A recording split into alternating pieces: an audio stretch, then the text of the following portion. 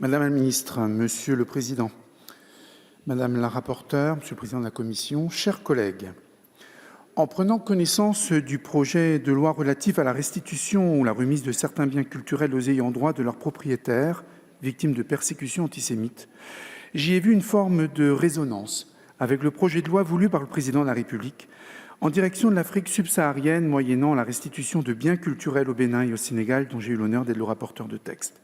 Deux histoires radicalement différentes, certes, mais dans lesquelles la France porte une responsabilité.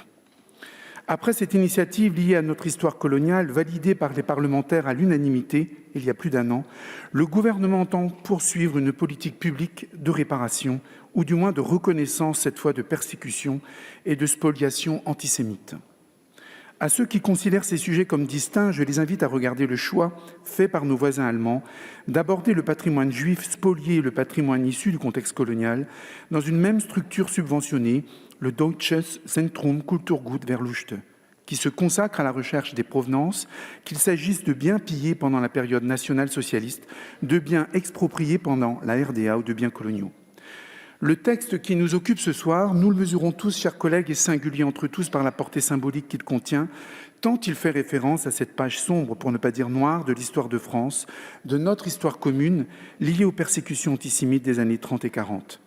Il s'agit par ce projet de loi d'apporter une réponse en direction de familles d'ayants droit, une réponse liée à des biens spoliés à des propriétaires juifs, parce qu'ils étaient juifs.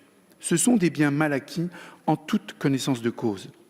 Ce projet de loi confirme la volonté d'engagement du gouvernement en faveur de la mémoire et de la justice des victimes de spoliation antisémite, non pas en tentant de réparer l'irréparable, mais en reconnaissant des actes, ceux d'exaction, qui ont touché principalement des familles juives, spoliations qui ont participé de la volonté d'anéantir un peuple du fait de l'occupant et des lois de Vichy, spoliations qui se sont attaquées au patrimoine privé de ces familles.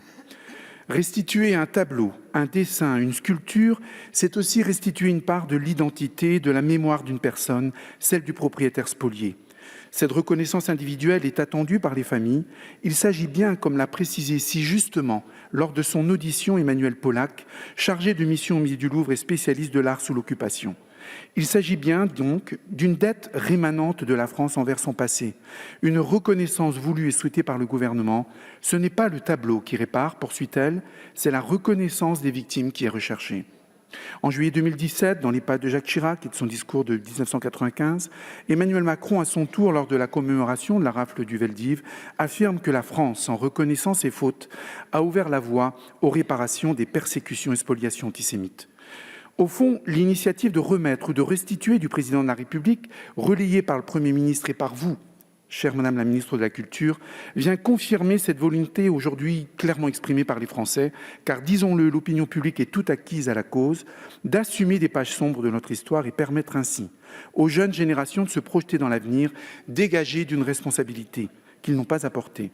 Ces jeunes réclament aujourd'hui l'accélération d'un travail de mémoire sur un sujet trop longtemps occulté, celui de la quête de provenance. Actons ensemble que depuis les années 90, les musées ne peuvent plus faire l'économie des questions de provenance.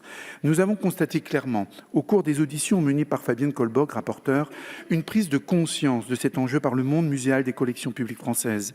Les grandes maisons de vente le sont tout autant, ainsi que les grandes galeries internationales exposant des collections privées. Créée en 1999, la CIVS, Commission pour l'indemnisation des victimes de spoliation, a déjà permis de verser plus de 500 millions d'euros d'indemnités au titre des spoliations matérielles, auxquelles s'ajoutent 53 millions au titre des spoliations bancaires. En 2019 est créée la mission de recherche et de restitution des biens culturels spoliés entre 1933 et 1945, dirigée par David Zioui. Aujourd'hui, nous savons qu'un musée n'achèterait plus, comme il l'a fait en 1980, un tableau tel que Rosier sous les arbres de Klimt et dont la provenance inspirait au minimum des doutes. Le principe de précaution serait désormais appliqué. Pour conclure, je crois pouvoir dire que la réflexion portant sur l'écriture d'une loi cadre chemine et semble constituer une suite logique qui permettrait au législateur de doter le droit français d'une disposition permettant de régler rapidement et de façon claire ces questions de restitution. Reste à convenir d'une tâche complexe mais légitime, à savoir celle de l'élaboration de critères de déclassement des collections publiques qui, mesurons-le ensemble, revient à interroger le principe de l'inaliénabilité des collections publiques. La tâche reste ambitieuse mais attendue. Le groupe La République En Marche votera avec conviction ce projet de loi symbolique et historique. Je vous remercie. Merci, monsieur le député.